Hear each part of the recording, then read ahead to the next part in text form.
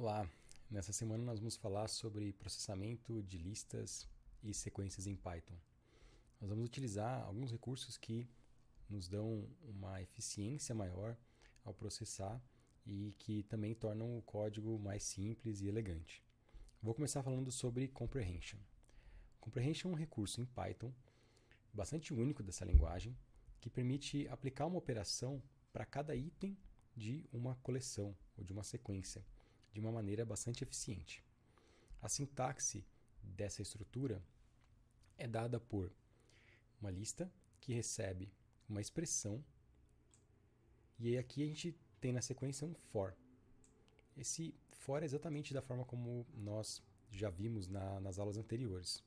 Então o for vai percorrer uma variável local num certo objeto para cada elemento de uma certa coleção ou container e retornar, iterar por essa sequência armazenando na variável local. E aí a expressão vai ser adicionada na lista. Então isso é uma maneira de escrever em uma única linha o seguinte código. A gente começa com uma lista vazia, nós fizemos isso várias vezes, né? Começa com uma lista vazia e para cada elemento no objeto eu adiciono uma certa expressão. E aí essa expressão ela pode conter a variável local, pode conter o objeto, pode conter outras coisas. A expressão é completamente livre. A vantagem do comprehension é que ele é executado de forma mais rápida do que um for. Então compensa você utilizar porque você acaba poupando. Nós vamos mostrar aqui alguns cenários poupando tempo de processamento na máquina.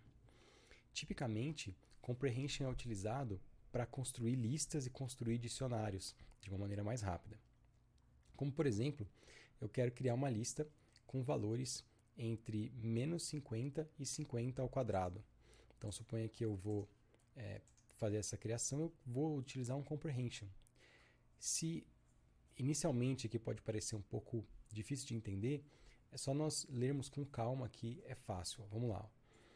O que eu quero? Eu quero uma lista, porque eu estou especificando aqui, não é só lista que dá para fazer, nós vamos ver depois, mas a maior parte das vezes é para a criação de listas. Então o que eu quero é o seguinte, dê para mim todo x ao quadrado para o x. Então quem é esse x? É o x no intervalo entre menos 50 e 50. Lembrando que esse 51 aqui não é incluído no intervalo, então por isso é entre menos 50 e 50. Então, lendo dessa forma, fica simples de entender. Me dá todos os x ao quadrado para cada x nesse intervalo e joga isso numa lista. Então estou incluindo aqui nos colchetes. Quando eu imprimo então esse resultado, que eu tenho uma lista com os quadrados dos elementos entre menos 50 e 50. Poderia ter feito isso com um for. Poderia, a mesma coisa, o resultado é o mesmo.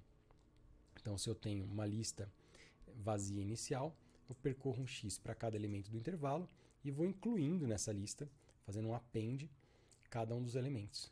Mas o append dos elementos individuais ele é mais custoso. Dá para perceber que o resultado é o mesmo, as listas são as mesmas, mas a gente vai comparar esses dois em termos de uso do tempo computacional. Uma forma de fazer isso é utilizar o seguinte comando em Python. A gente pode utilizar 2 porcentagens e time it. E aqui é a mesma coisa. Então agora, o que ele está fazendo? Ele está basicamente contando o tempo que demorou para cada um rodar cada uma das células. Aqui ele rodou em mais ou menos 20 nanossegundos, 21 nanossegundos e aqui em 23 nanossegundos. Nesse caso foi até um pouco mais... Esse aqui foi mais próximo do que eu esperava. Geralmente ele dá uma diferença maior. Isso porque nós utilizamos um array aqui com 50 elementos. Tá? Quanto maior o processamento que eu tenho que fazer, essa diferença vai ficando cada vez maior também. Dá para vocês tentarem conferir. Eu também posso omitir a variável local especificada no for do comprehension, caso essa variável não seja necessária. Por exemplo, eu tenho um comprehension aqui em que eu gero um número aleatório para cada elemento, e aí vou utilizar aqui um x, por exemplo, no intervalo de 0 até n-1. Então aqui, por exemplo, com 10 elementos, posso pôr 30 elementos, quanto eu quiser. Nesse caso, então, ele vai gerar uma sequência de números aleatórios, de 30 números aleatórios, mas repare que eu não estou usando essa variável x para nada. Então, se eu não estou usando, eu posso omitir colocando um underline. Isso não só em comprehension, isso dá para ser usado em outras situações em Python também. Como exercício, codifica uma função, então lá uma função def, etc. Essa função ela vai receber como parâmetro um número de elementos para ser gerados numa lista e um passo.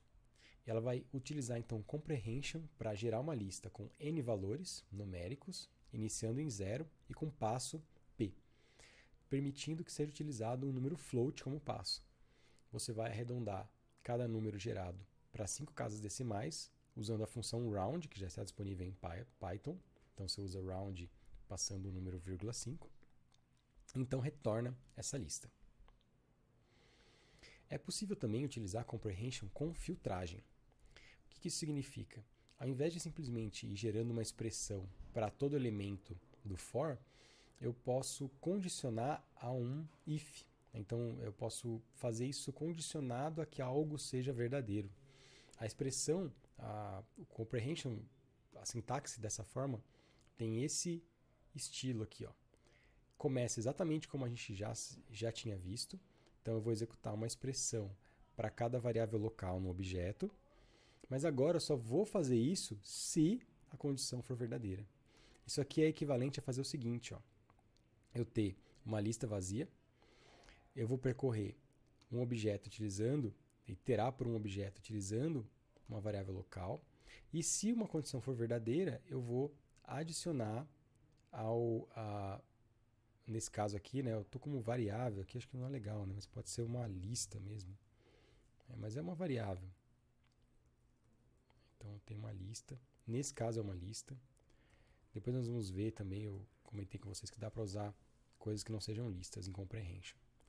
Mas para exemplificar aqui tudo, lista fica mais fácil uniformizando. Então ele vai adicionar essa expressão na lista. Pode ser qualquer expressão. Por exemplo, vamos gerar o quadrado dos números entre menos 20 e 20. Mas eu vou montar uma lista apenas com os números ímpares. Então lembrando, vamos pegar o comprehension que a gente já conhecia. Se eu simplesmente pedir, gera para mim o quadrado de x para todo x no intervalo entre menos 20 e 20. Ele gera. Tá, agora faz isso, só que só gera se esse número for par. Então, se o x for par, quer dizer, se o resto da divisão do número por 2 for diferente de 0. Então, agora eu consegui filtrar os elementos. Isso pode ser bastante útil em vários cenários que eu preciso dessa condição. É importante notar que essa condição se refere à variável local x, então ela vai se modificando. Então, se eu modificar esse elemento aqui, né, por exemplo, o x ao quadrado, né, ele modifica. Nesse caso, eu estou condicionando a variável x, eu mudei agora para o x ao quadrado.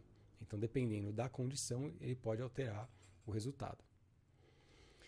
Eu também posso fazer uma iteração por coleções. Então, eu não preciso ter sempre aqui no for desse comprehension, um elemento que seja um único número. Aqui ele sempre retorna um número. Eu posso ter uma coleção sendo iterada. Por exemplo, na aula anterior, nós vimos um exercício que tinha uma função, pedia uma função para vocês que retornasse apenas disciplinas com um certo número mínimo de créditos. Vamos voltar atrás aqui no conjunto de disciplinas. Então, lembrando que esse aqui é um conjunto em que eu tenho cada elemento do conjunto é uma tupla contendo o nome da disciplina e o número de créditos dela. O que eu quero é filtrar esse conjunto, gerando um novo conjunto cujas disciplinas possuam um número mínimo de crédito definido por mim. Então, eu posso definir o mínimo de créditos como 1, como 2, como 3, 4, quantos eu quiser. Vamos supor aqui com um número mínimo de 3. Vamos para isso fazer um comprehension. Mas note que cada elemento dessa coleção aqui de disciplinas não é um único valor, é um par de valores, porque ele é uma tupla. Então, o que eu posso fazer é o seguinte, para cada nome, vírgula, crédito. Então, eu estou olhando para o nome da disciplina, para os créditos da disciplina. No conjunto de disciplinas, então dá até para a gente fazer esse for aqui separado, para a gente ver que funciona. Então, se eu tivesse isso aqui, eu imprimir nome, vírgula, crédito, então ele separa para mim, né, na variável nome, o nome, na variável crédito, os créditos. Então, eu consigo fazer isso. Então, basicamente, o que eu vou fazer? Para cada um desses pares, eu nem preciso colocar aqui entre parênteses, né, se eu não quiser. Isso é feito apenas, né, então eu vou rodar e eu vou executar essa expressão, que é aqui sim, eu preciso do parênteses, porque eu vou montar uma tupla novamente, apenas se o crédito que eu tirei aqui da disciplina exceder ou for maior ou igual ao mínimo de créditos. Então agora a gente fez um filtro aqui muito mais rápido, muito mais fácil do que a gente sabia fazer anteriormente.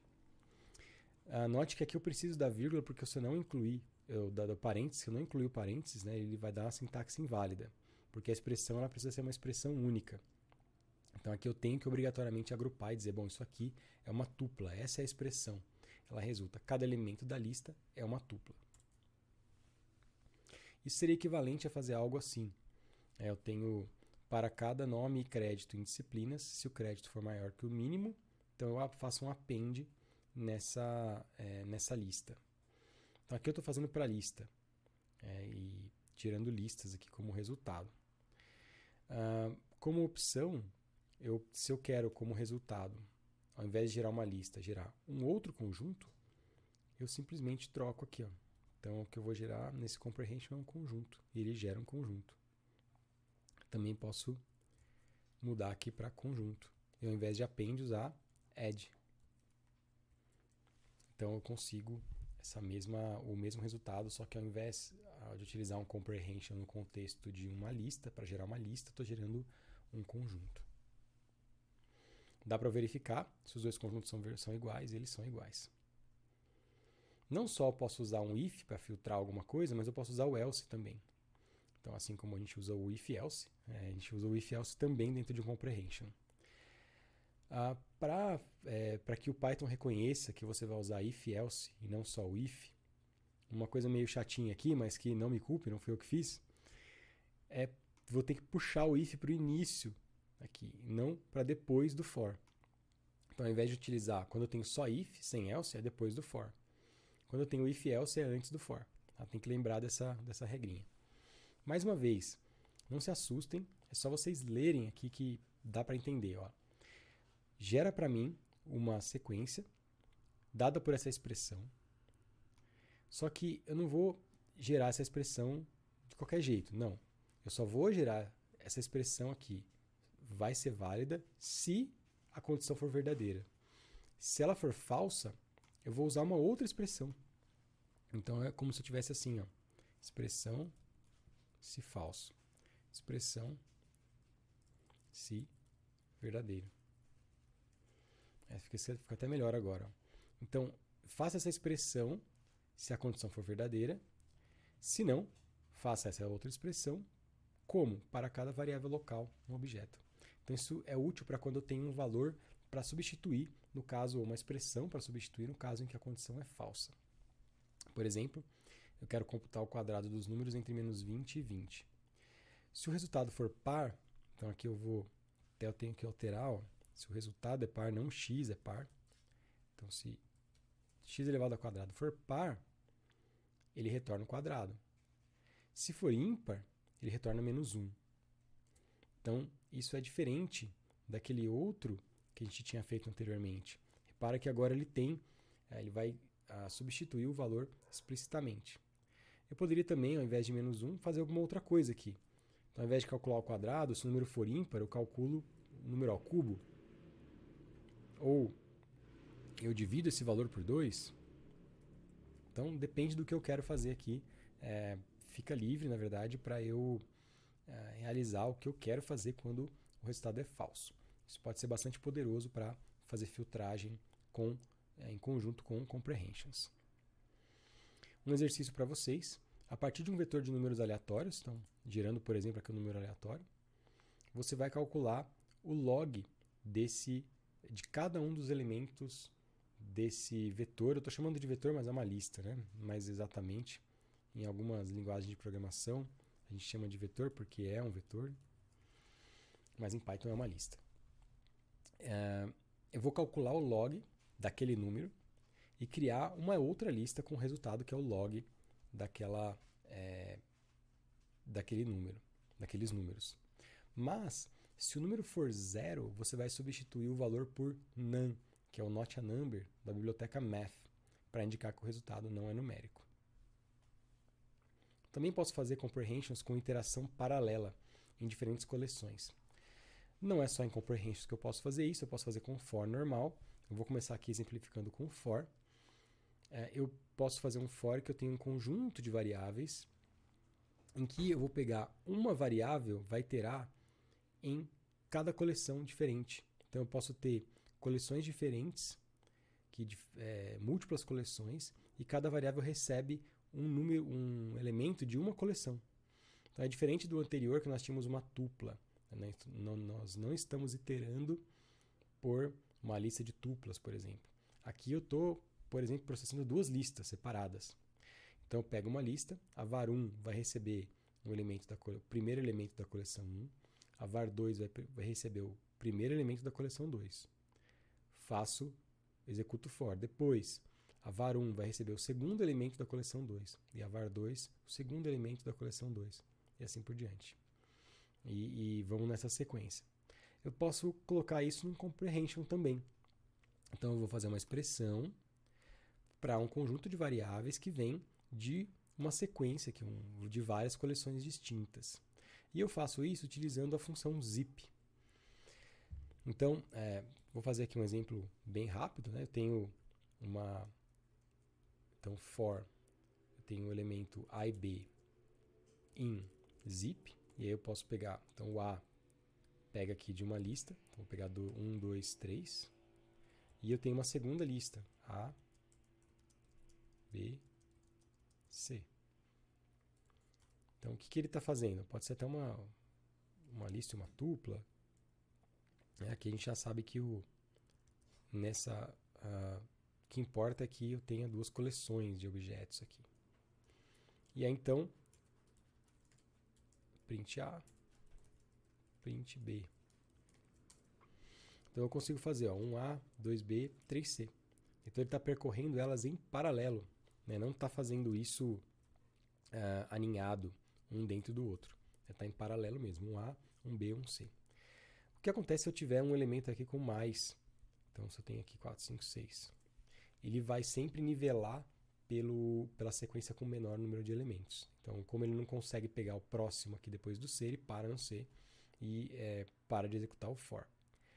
Dá para fazer isso sem o zip? Não dá. Se eu tento fazer sem o zip, ele dá um erro. Dá para fazer isso com uma tupla?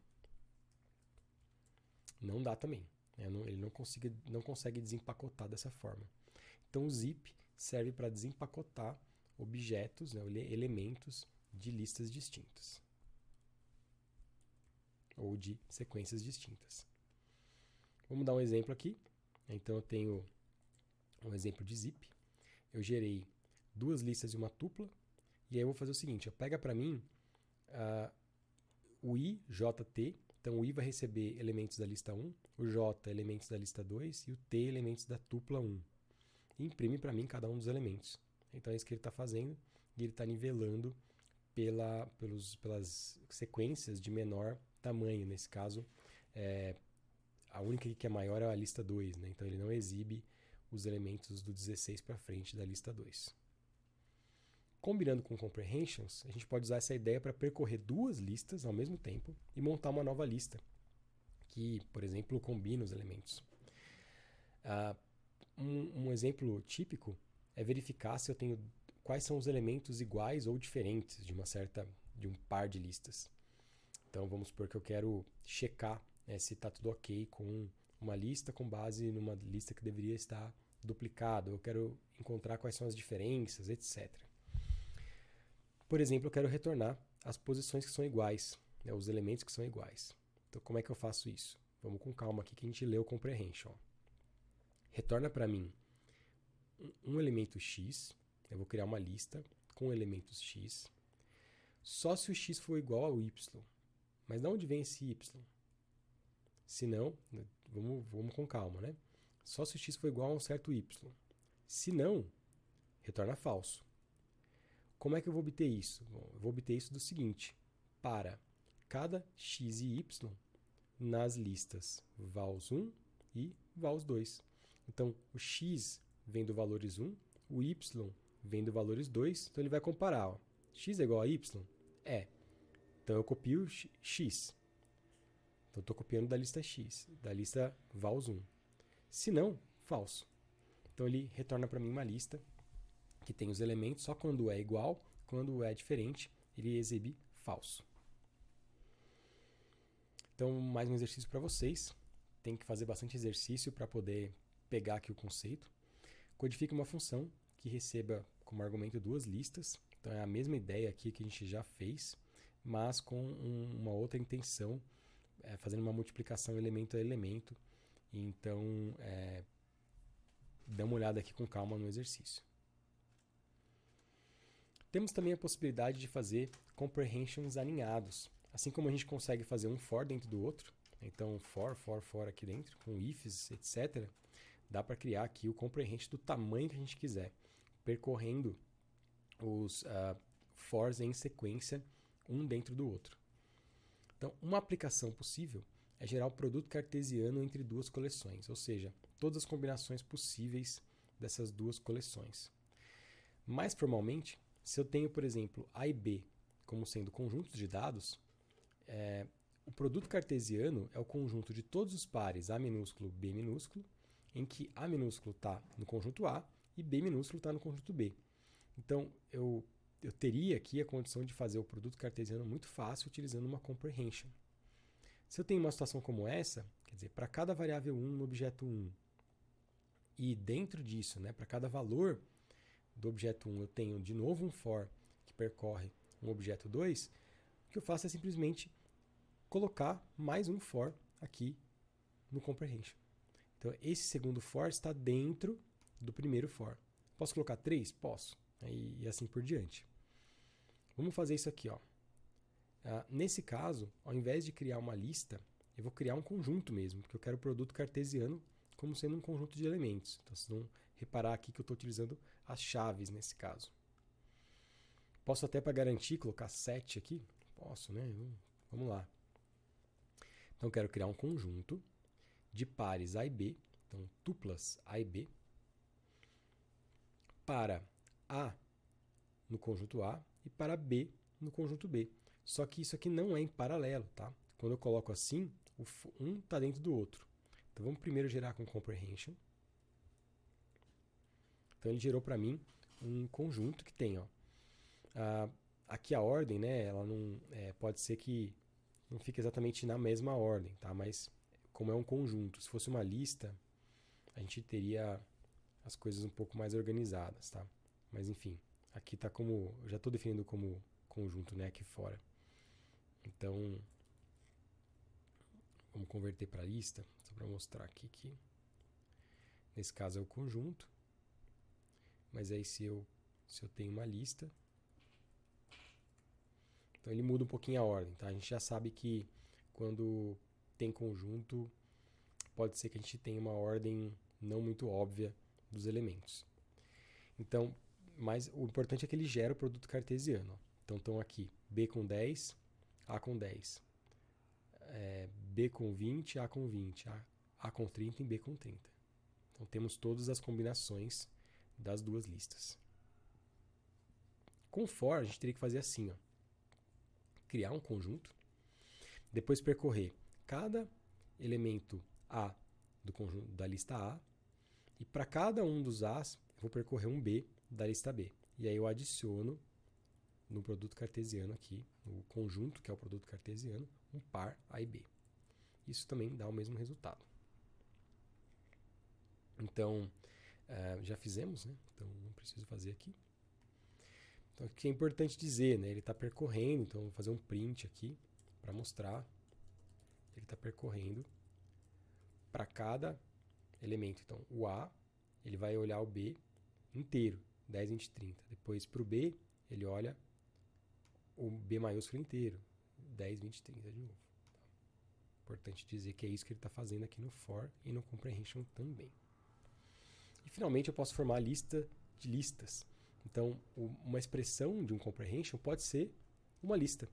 E isso tem um poder enorme de processamento para vários cenários. Então, vamos pegar um cenário em que eu tenho apenas uma lista. Né? Estamos gerando aqui um comprehension normal. Nesse ponto aqui, você já deve estar acostumado. O que está fazendo esse comprehension aqui? Ó? Gera para mim uma lista contendo elementos x. De onde vem esse x? O x vem de cada elemento do intervalo entre 1 e 5. Ótimo, né? Gerei aqui a lista.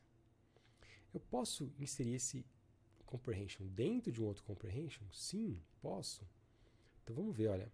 Eu tenho essa lista aqui, ó, que é exatamente essa mesma, 1, 2, 3, 4, 5. Ó. Gera para mim essa expressão para qualquer coisa que eu não tenho, né? Omitir a variável, no intervalo de 0 a 2, nesse caso. Então, o que será que ele vai fazer? Ó? Vamos pegar assim, ó. Vamos gerar o 1. Do intervalo entre 0 e 2. Então ele está gerando 3 elementos 1s. Se eu coloco uma lista no lugar, ele vai gerar 3 o quê? 3 listas. Uma na sequência da outra, então eu tenho uma lista de listas. O que é legal é que eu posso combinar agora coisas de um for externo dentro dessa lista. Eu posso, por exemplo, querer formar uma lista de listas com um certo padrão.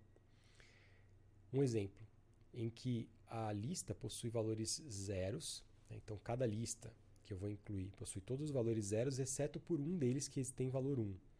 Esse elemento de valor 1 sempre equivale à posição da lista nas listas. Então, por exemplo, aqui, eu tenho essa minha lista de listas. Quem é o cara da posição 0? Então, na lista na posição 0, eu gostaria de ter o seguinte. O 1 vai na posição 0. Então, 1, 0, 0. A segunda lista está na posição 1. Então, eu vou colocar o 1 na posição 1. 0, 1, 0. A segunda lista, a terceira lista está na posição 2. Então, o 1 vai na posição 2. Então, eu vou colocar o 1 exatamente na posição que é a posição da lista. Isso forma como se fosse uma matriz de identidade, e que também tem várias aplicações interessantes. Sempre que a gente tem um problema mais complexo do que inicialmente a gente gostaria de conseguir resolver, comece produzindo algo mais simples. Então, se eu não sei produzir uma lista de listas como essa completa, mas eu sei produzir a primeira linha, por exemplo. Vamos fazer um comprehension para a primeira linha. Eu vou fazer junto com vocês aqui. Ó. Eu quero gerar uma lista que tenha 1, certo? Numa posição. Quando que ele vai ter 1? Ele vai ter 1 se uma certa posição for igual a 0. Então, se o i, por exemplo, for igual a 0. De onde vem esse i? Para i no intervalo com, por exemplo, 3 números. Então, se eu produzir essa lista, para lá aqui, quando eu tenho só o if, né?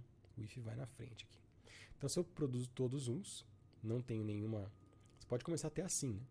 Produzir uma lista com 3 uns.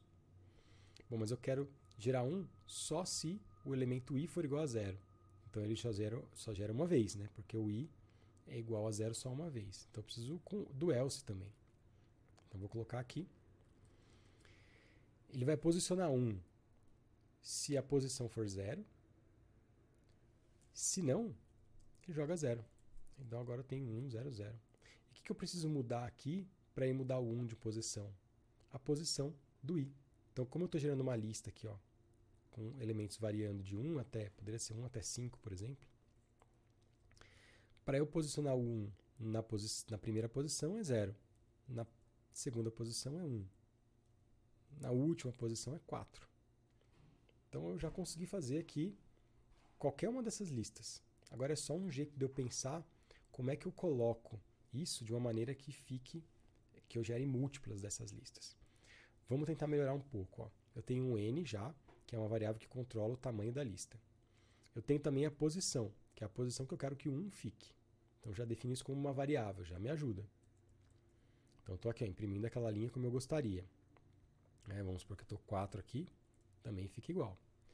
A diferença é que agora eu indexei aqui, ó, coloquei, ó, aqui ao invés de i eu utilizei x, tá? A mesma coisa. E eu disse, ó, se o x nesse intervalo for igual à posição, então coloca 1 naquele lugar, senão coloca 0. Se eu copiar esse cara aqui para dentro de um outro comprehension, tá? Que é exatamente igual.